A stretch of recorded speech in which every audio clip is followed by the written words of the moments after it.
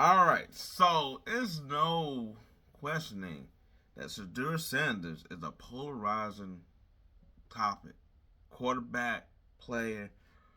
But in all honesty, I'm really starting to question the Cleveland Browns in this situation because I feel like they're not helping any of their situations.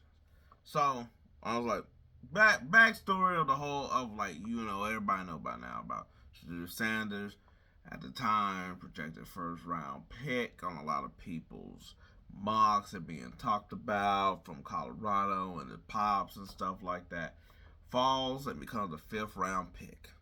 Now I was like from you know how we heard how he was I was like conducting himself. I was like he did not help himself at all. I will say on my end that, but I still also think at the same time that the gold in the fifth round was still kind of crazy. I was like, even with all that being said, I was like, you still sort of expect a quarterback that's been talked about that you unseen and all the other stuff to sort of still be picked a little bit higher than that or whatever like that. Like if you like second, third, sure, but the fall for fifth, then it was starting to get a little bit ridiculous. So that's when the media gets involved. Where the media is basically a lot of people.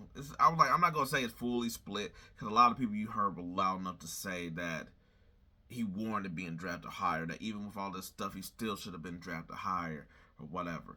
But when you get on the internet, you're basically in two camps. You get in the, I was like, oh, the NFL did him wrong, or he wasn't that good. Slash, he messed up his own self in that sort of type of way. Cool. I was like, this ain't the first case we've ever seen in something like this, or whatever. I was like, he's a well-known kind of guy that is like, hey, he's going to get a lot more attention than the other people. Cool. So he gets drafted. I was like on the same team with another rookie quarterback in Dylan Gabriel, but he's on the team that has four quarterbacks at this time or whatever. But everybody's like hyped to see him, because I was like, he really is like the star player, even though in the NFL everybody they start anew when you get drafted.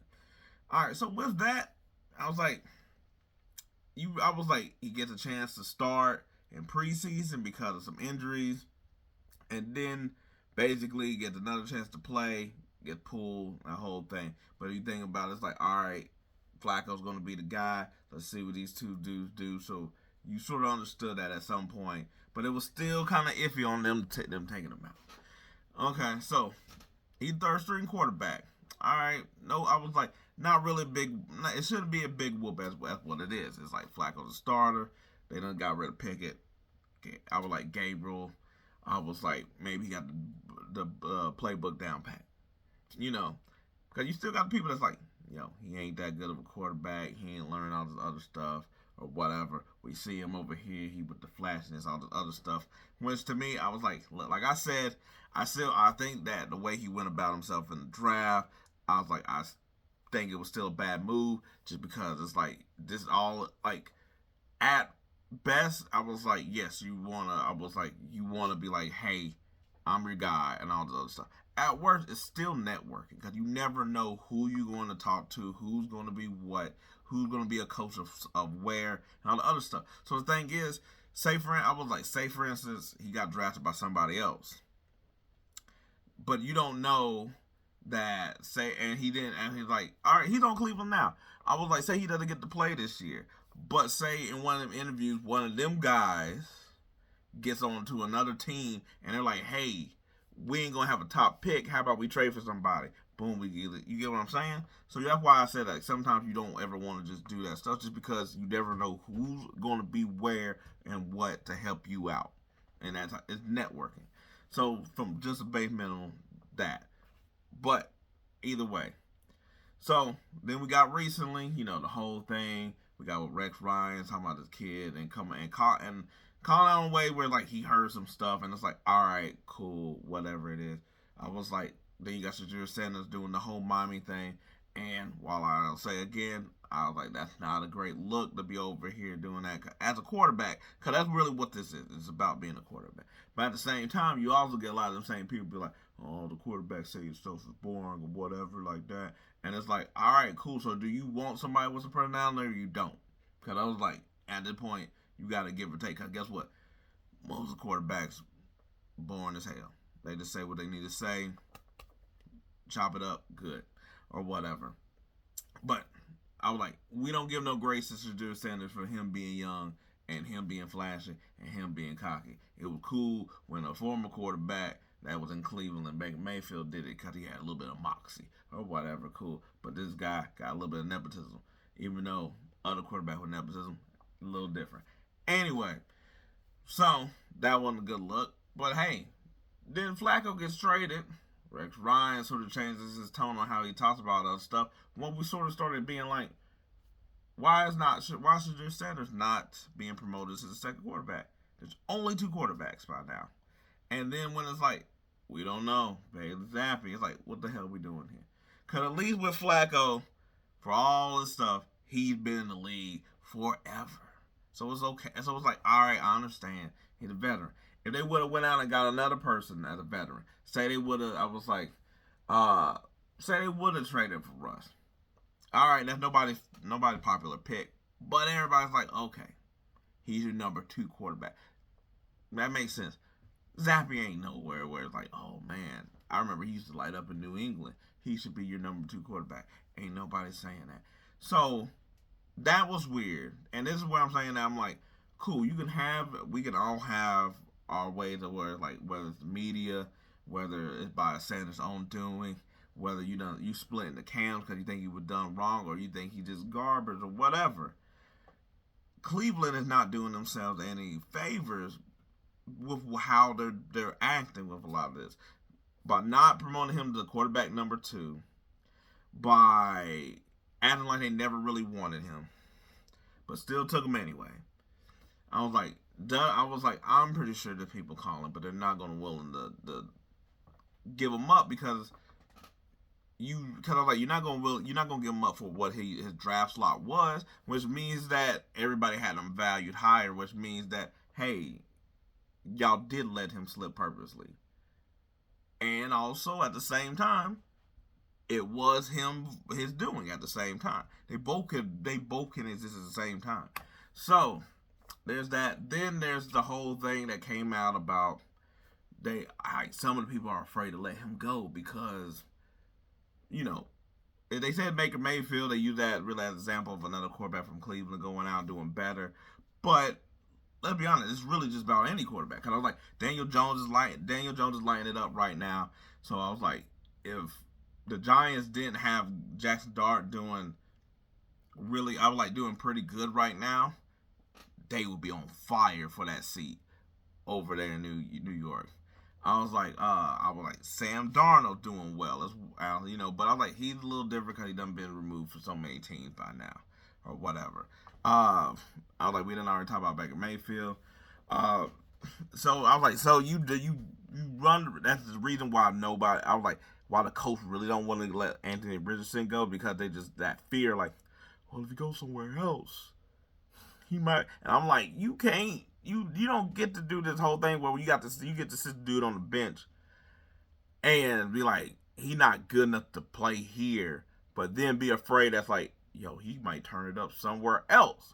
Either he's not good and you just deal with what you just dealing with and just take that risk, or you're saying that he should be good enough to be on your team starting. And I was like, at least or really battling out with your quarterback that you got there top. Kind of like what I'm hearing is, I was like, I think they do like Dylan Gabriel, but how everybody talks about Dylan Gabriel in the draft was basically like he got backup quarterback potential, and I do think that there's a difference between Shedeur and Dylan Gabriel or whatever, but we've also seen in this league now that while you can have the top tier quarterbacks, if you can have a good team, you don't need necessarily a top quarterback. You still need a good quarterback, but you don't need a top tier quarterback. Problem with Cleveland is they're not in that damn position. Is that they need somebody to give out a little bit more hope than that. So I was like, so the real thing with Shedeur and Cleveland is very weird, and I think it's really just building. I was like, I think it's not. I was like, it's building the side that all thought that there was some. I don't want to say conspiracy because I was like, I think that's a lot different. Or them say he got blackballed. That's I think that's crossing the line. But the idea that they let him fall in the draft. And I think now with some of these things too, it's even starting to get other people that was like that even like, yo, I'm not even with Shedeur. I think he might be immature and all this other stuff. But what y'all doing is kind of weird. Where it seems like y'all ain't trying to let this dude play. Now I do think that Shedeur is going to get on the field. I was like, Cleveland's garbage. But I mean, their defense is good. But you get what I'm saying. Then I was like, I don't think they're gonna be winning like that. But I think Gabriel is going to play decent enough to where he just won't outright give Sanders a reason to get in or whatever. I was like, I think it's just gonna be probably a little bit towards the end of the season or whatever. Like, unless an injury happens. I was like, I think it's going to be later on that Shedeur gets a chance towards the end. I was like, I don't see any time here. I was like, I think they're going to at least give Gabriel about 4 or 5 games to play, and then like the last couple will be Shedeur. Because the thing is, I was like, if they're not able to get off Watson contract, you want one of these 2 quarterbacks to work. To me, I was like, and you don't know how the draft is going to be. Now, granted, they probably be at the top, but guess what? When you're at the top, you're going to take a quarterback regardless, unless one of these show out. But I don't think none of them is going to be able to show anything to really show out. So I really think that this is really just Gabriel's audition to see what he's going to do. And I think Shedeur is probably not going to be on this team next year. I think he'll be out, to be honest, or whatever. But I will say that Cleveland, you're not doing anything to help any of the ways that, anybody else would think like, oh, he's not really that great. I was like, y'all are having I was like, I know that, you get talked to by the media, you sort of need to talk and stuff. But let's be honest, if he's a 5th round pick and y'all felt like he was a 5th round pick, he would have been cut just like any other 5th round pick. You wouldn't have necessarily kept 2 rookie quarterbacks. You would have let one of them go probably to the practice squad or got rid of the other one. I was like, so, and also you're not going to really have your 3rd string quarterback get talked about the way he does and be in the situations that you have him in to where he's going to be doing all this talking. Because guess what? They can stop some of this. They can. I was like, it's in the contract of players of talking and stuff like that. But they can stop some of these. I was like, these talkings from happening. They can do some of these presses and stuff like that to where it's like, hey, he's not doing any questions today. He's not talking or whatever to just die some of this down. I feel like they really just sort of. It's like, I'm not gonna say it's a full setup or whatever, where they're just like wishing for him to fail. But I do think that it is a setup of like we don't want him to do as good, but we also don't want him to go somewhere else to do good. And then we look even more dumb in Cleveland. But he's not really our pick. We didn't really want to choose him. And I'm saying that not because I'm like Andrew Berry's the one that chose him or whatnot, but I'm just talking about in general.